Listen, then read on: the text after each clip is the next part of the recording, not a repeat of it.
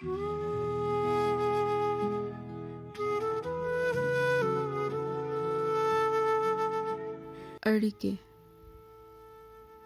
ژوند کې به ډېر خلک نه درنږدې کوئ.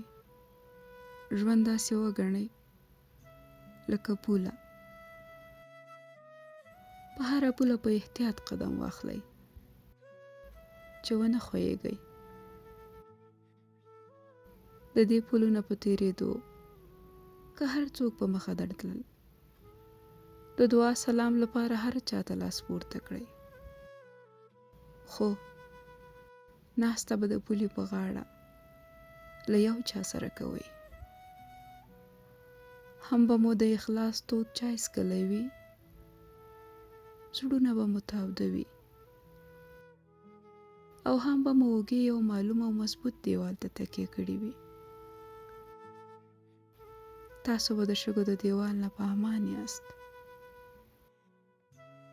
نه به رژېږئ، نه به نړېږئ.